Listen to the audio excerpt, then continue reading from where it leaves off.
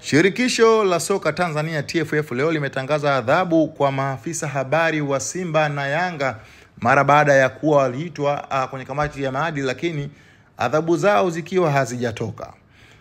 Ahmed Ally amesalimika, lakini Ally Kamwe amekutana na lungu la adhabu kutoka shirikisho la mpira Tanzania TFF.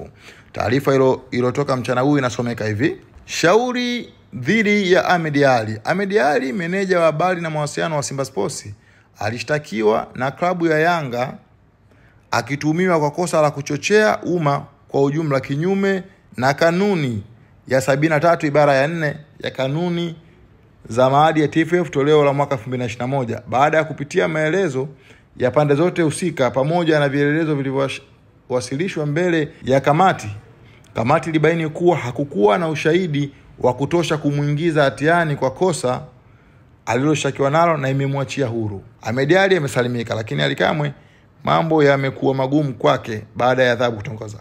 Shauri namba 4 ya Ally Kamwe, meneja habari na mawasiliano wa klabu ya Yanga, alishtakiwa na kamati ya uendeshaji na usimamizi wa ligi akituhumiwa kwa kosa la kuchochea umma kwa ujumla kinyume na kanuni ya 73 ibara ya 4 ya kanuni za maadili ya TFF toleo la mwaka 2021. Baada ya kusikiliza pande zote na kupitia nyaraka na vielelezo vilivyowasilishwa mbele yake, kamati imemtia hatiani kwa kosa aliloshtakiwa nalo na kumpa adhabu ya kulipa faini ya shilingi milioni 5 na onyo la kutofanya kosa la kimaadili ndani ya kipindi cha miaka 2. Adhabu hiyo inaanza tarehe 16 mwezi wa 4 2025.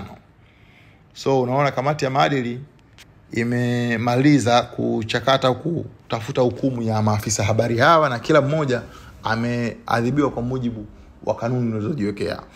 Hapa ni TV Sports Update. Mimi Ramadhani Juma Mwalondo, producer wangu ni Edwin TZA.